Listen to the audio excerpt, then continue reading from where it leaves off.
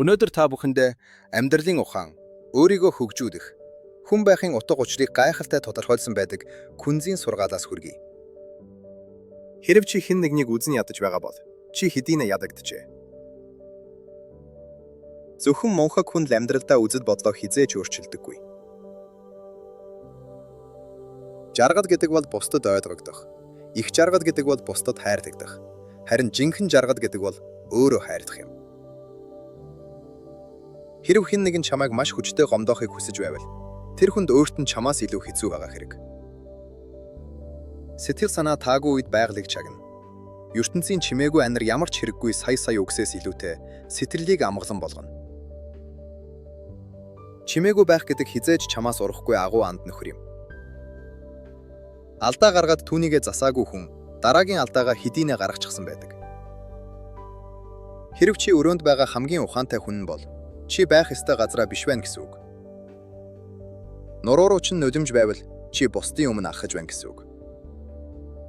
Муу зуршлыг маргааш биш, зөвхөн өнөөдрөх яланд хийж болно. Бодол санаагаа ариусгахад сургац. Муу бодол байхгүй бол муу үйлч гарахгүй. Зорьсон зорилгодоо бүхий зүрх сэтгэлээрээ тэмүүл. Хүмүүс намайг ойлгохгүй байгаад би үл харамсна. Харин би өөрөө хүмүүсийг ойлгохгүй байвал харамсна. Язгууртны шинжтэй хүн өөртөө шаардлага тавьдаг бол өчүүхэн хүн бусдад шаардлага тавьдаг. Эрт үед хүмүүс өөрийгөө хөгжүүлэхийн тулд суралцдаг байсан бол идүүгээ цагт бусдыг гайхшруулахын тулд суралцдаг болжээ. Дуртай ажлаа сонго. Тэгвэл чи амьдралдаа нэг ч өдөр ажиллах шаардлагагүй болно. Зорилгодоо хүрэх боломжгүй мэт санагдвал зорилгоо бүү өөрчил. Харин хийж буй үйлдэлээ өөрчил. Гоо үзэсгэлэн бүх зүйлд оршдогч хүн бүр түүнийг харж чаддаггүй.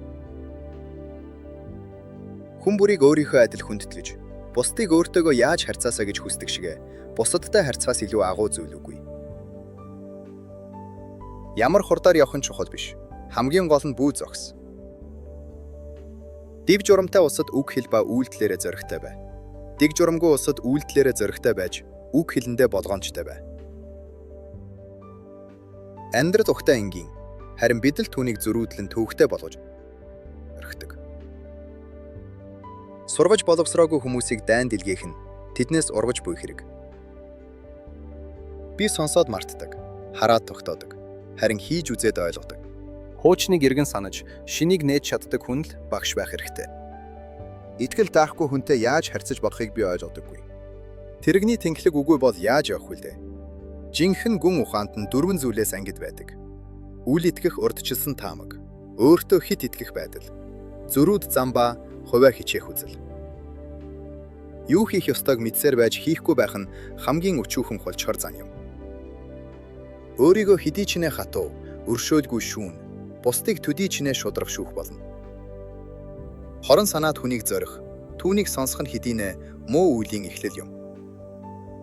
Язгууртан хүн бусадтай зөгцсөн амьдардагч хэн нэгнийг сохроор дагдаггүй. Хүн бүр эрхэм хүн болж чадна. Үүний тулд зөвхөн шийдэж, замдаа гарахад хангалттай. Хамгийн агуу ядалт бол хизээч алдахгүй байхдаа биш, харин унах болгондоо босож чаддагт оршино. Юу ч мэдэхгүй хүн ерөөсөө эрсдэд хүлээхгүй тул жаргалтай байдаг. Төлбөргүй суралцах нь утгагүй, харин сурахгүйгээр туйлшран бодох нь аюултай. Бусдын доторх муутай биш, өөрийнхөө доторх муутай тэмц. Мэргэн хүн дутагдлаасаа ичдэггүй, харин түүнийг засахаас ичдэггүй. Харанхуй өрөөнөөс хар муур хайх хэцүү. Ялангуяа тэнд муур байхгүй бол бүрч хэцүү. Уул нүүлэх гэж байгаа хүн жижиг чулуунаас их. Амьдралын занглаа бүхэн өөрийн гэсэн тайлалтай. Харин тэрхүү тайлал нь ердөө таны сэтгэл болон үйлдэлийн нэгд дотор оршдог. Манай суугтай хамт байж, эртний мэрэгдийн ухаанаар өнөөдрийн амьдралаа гэрэлтүүлж байгаад баярлалаа. Дараагийн дугаар хүртэх түр баяртай.